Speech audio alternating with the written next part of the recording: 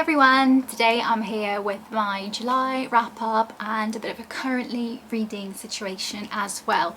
I'm going to be sitting in this corner again because I quite like this. I'm hoping this time I'm more in focus than in the last two videos, but we're just gonna have to go with it. So in the month of July I did read a few more books than I have been reading for the past few months, which was great.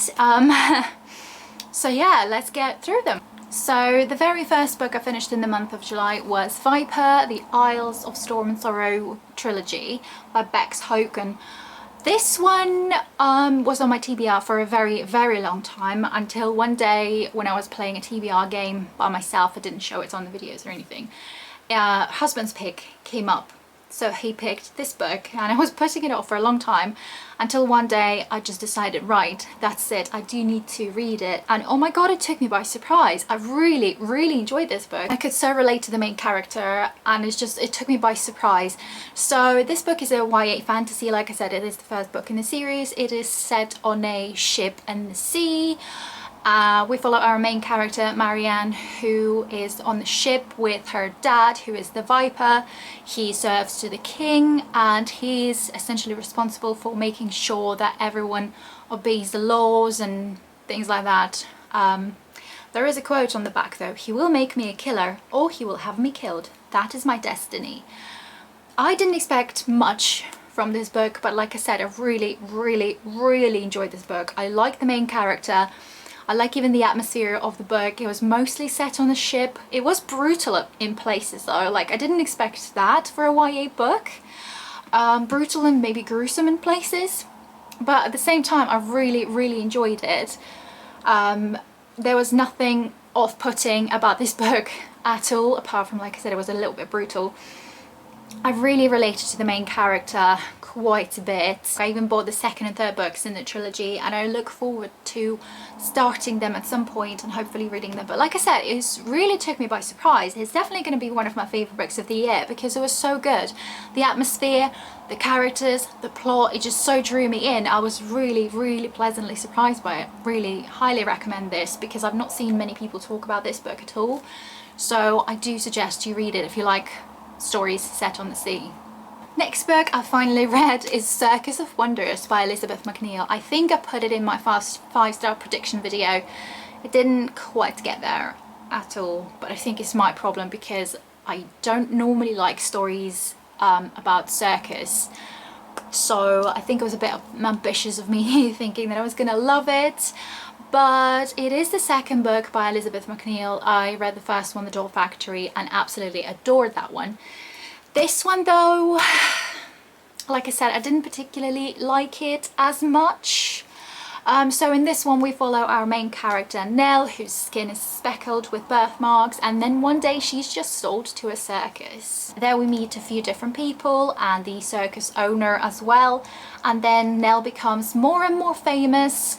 And is she gonna overshadow the owner of the circus? So that's kind of the storyline in general. I did enjoy it. Again, the writing style in this one was beautiful. Elizabeth McNeill can definitely write good scenes in a way that sometimes it's a really simple scene and a really simple thing to talk about, but the way she writes about things is just so beautiful. It makes the book so much more interesting. I think a lot of people would really enjoy this book. It's just my personal problem. I don't really necessarily enjoy books set in the circus. I'm not sure what it is. I just don't particularly find them this magical or anything. I mean, it's not supposed to be magical anyway because it's just historical fiction. It's, by the way, set in 1866. I didn't say it's historical fiction, but it is a historical fiction. So the plot was really interesting. I think I also couldn't connect to any of the characters, unfortunately, as much, and I think I expected more from Nell's perspective so that we could connect with her, but I don't think she got as much attention as I thought. It was mostly about the owner, Jasper Jupiter, and his brother Toby, so we got a lot of their perspectives as well and their kind of relationships, brothers' relationships, and her friendship with Toby as well. But at the same time didn't quite spend enough time in her head, in Nell's head, for me to care enough about her. But it was an interesting book. If I was in Goodreads I'd probably give it 3 stars though.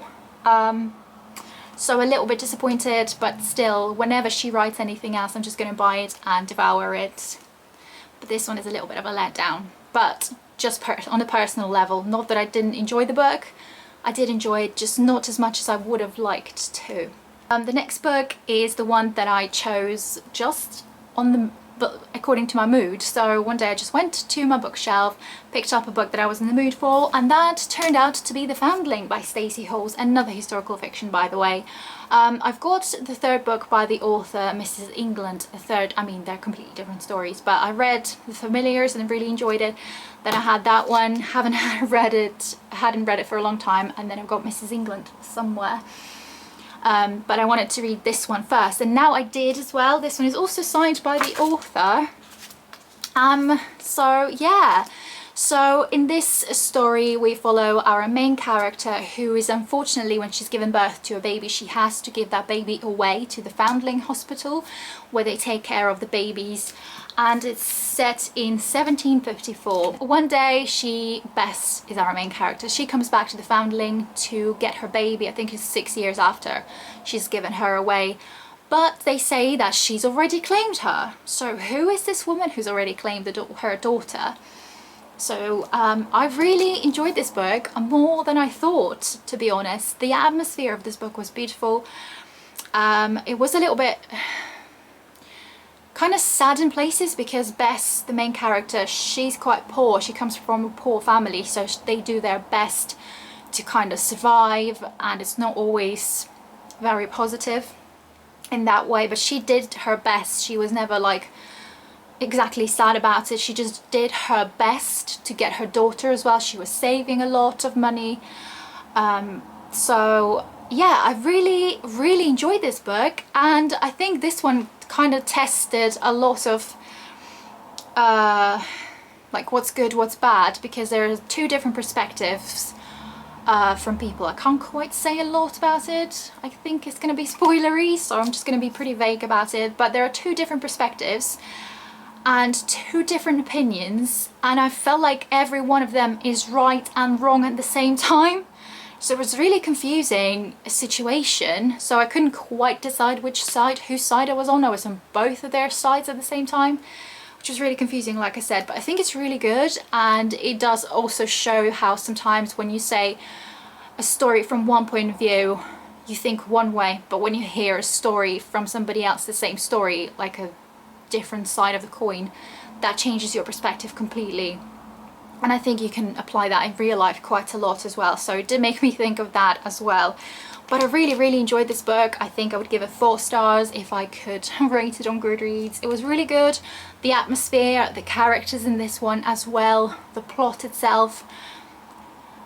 It was, yeah, really enjoyed this book. And now I'm glad that I read it.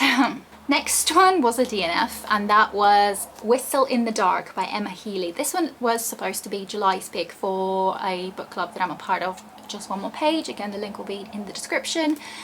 So this is a story about a teenage girl who goes on a trip with her mum to a field, I think, or somewhere. Then the girl goes missing for 4 days, and so it's supposedly a story about that, where she was gone, what happened to her.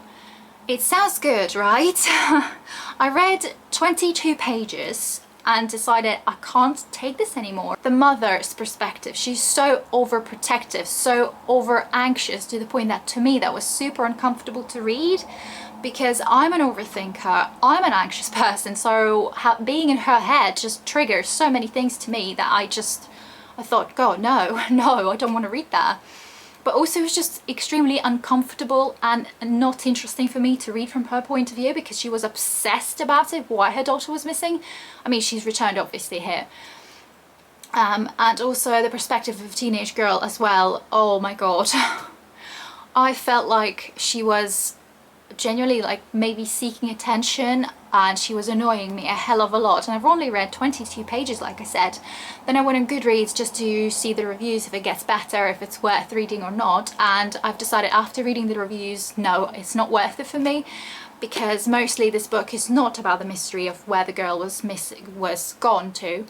It was mostly about the relationship between her mum and the daughter. And I was really not up for that.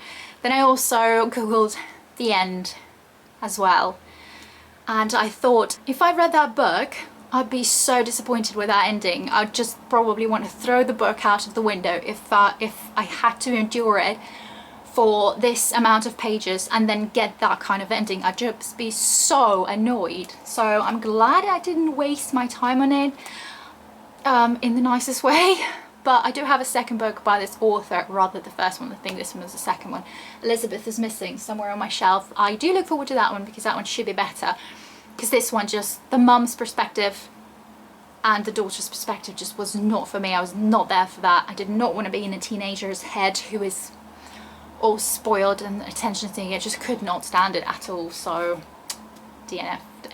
Next one, I read The Butterfly Lion by Michael Morpurgo. This is a tiny little book. I think it's a children's book. I would have thought so. It's got cute illustrations in there as well though. Like, you can't see, it's probably the worst one. They're quite like old-fashioned. Right, I'm gonna read you the blurb because it sounds much more poetic than if I try to describe it.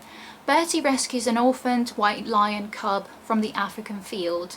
They are inseparable until Bertie is sent to boarding school far away in England and the lion is sold to a circus. Bertie swears that one day they will see one another again, but the butterfly lion ensures that their friendship will never be forgotten. Honestly, for such a small book, the amount of emotions and feels it gave me is incredible. I really, really enjoyed this book. I think I even cried in it. Again, for such a small book. The story is so heartwarming. I love stories about animals, and when they get separated with their people, it's so heartbreaking, but the story itself is, I would say, even atmospheric. I love the main character. It was so cute and so adorable, and apparently there is a film about this one, and I feel like if I watch that film I'm just gonna sob through all the way throughout. Like, it's not exactly a sad book, but there are a few sad moments in here. It's special. And I look forward to reading more from this author because from what I've read is beautiful. I really enjoyed it. And the next one, I finally finished How to Start a Conversation and Make Friends, which is a non-fiction book. As you can see, I've tabbed it quite a lot. What I have noticed in this one though, there were a few sections on how to start a conversation or how to carry on a conversation and different tricks and tips about it. And somehow I noticed I already have been implying it into my conversations with people without knowing it. And I was never really good at making conversations, starting conversations, but lately, maybe because of where I was working, I sort of had to speak to different people, and sometimes you have to start a conversation out of nowhere with out of nowhere. So I was already using a lot of it, but it was still it was useful. I did tap, like I said, a few moments in which I might come back to and reread it, so I would say it's useful. It's not only about how to start a conversation, make friends, it's also about how to navigate your social life online as well, how to maybe go on a date, or how to carry on with a conversation, how to finish a conversation, and some other different bits and bobs. So I did think it was a good, informative enough book. So yeah, I don't really know what else to say about it. I don't know how to review non-fiction, but it was a good one, I guess. And then the last book that I finished was The Last Finalena by Hannah Jameson. So this book is set after the nuclear war that happened, and we're in this hotel in Switzerland where there are about 20 people left in the hotel. They don't really know what's happening to the rest of the world. Are they the last people on Earth? They don't know because they can't go on the internet, can't really go out or anything like that. A lot of cities are wiped out, and they one day find a body. So is there a killer among them? I did really enjoy this book, especially how they were trying to survive in the circumstances that they've never been before, where they don't have internet, where the food obviously is difficult to get, and electricity and all that stuff. So it's interesting from that point of view. I did expect a little bit more from the thriller side of what is there a killer among them, but that was more like a side plot to it. It wasn't massively part of the story, unfortunately. So I expected it to be more about that as well, a bit of like an investigation, a bit more mysterious, creepy things happening. They were thrown in the book from every now and then, which is why I enjoy this book as well. So I thought it was really good. And it is also one of the Mr. B's Emporium subscription books that I get every month for now until the subscription finishes. So that was a good one. I really did enjoy it. Not as much as I sort of hoped, because that element of a killer would have been more interesting, but it was a little bit anticlimactic when I found out what exactly happened. So it was a little bit kind of disappointing. It was good anyway. Now on to my currently reading. Two books that I have been reading for a while now. This one, Chariots of the Gods. Haven't even touched it this month at all. I don't know what, I just was not in the mood to start this one at all. And then I also still reading A Vow So Bold and Deadly. I'm not far in, I'm like 70 or 80 pages in. The same thing happening with this one as it was in the second one for me. I'm just not gripped enough. It just feels like it's dragging. I know I'm only at the beginning-ish, but it would have been nicer if it was moving further. I'm not enjoying this one, but hopefully I can come back to it in August. I also started Labyrinth of the Spirits by Carlos Ruiz Zafón, which is the fourth book in his Cemetery of Forgotten Books. I need to hurry up now because I think my memory card is about to run out of memory, so I better hurry up. So yeah, I'm only at the beginning, enjoying it. Then also another one is The Comfort Book by Matt Haig. This is really, really good so far. I'm really, really enjoying it. It saved my day one day when I was feeling really down. And then The Smallest Man by Francis Quinn. I just picked it up on a whim from Sainsbury's. Started reading it on the same day, and honestly, I'm loving this one so much. It's unexpectedly. I will talk about it more in my book haul. But it is historical fiction about this small man, which is a dwarf, who serves the queen. It doesn't sound that interesting, but oh my god, his perspective is so delightful. I'm loving this book so much. It brings me such happy feelings. Like, I went to bed last night feeling absolutely happy from just reading this one. So yeah, sorry, I don't want to run out of memory. So I hope you enjoyed this video. Let me know if you've read any of these books and what you thought of them. But apart from that, I'll see you in the next video. Thank you for watching. Bye!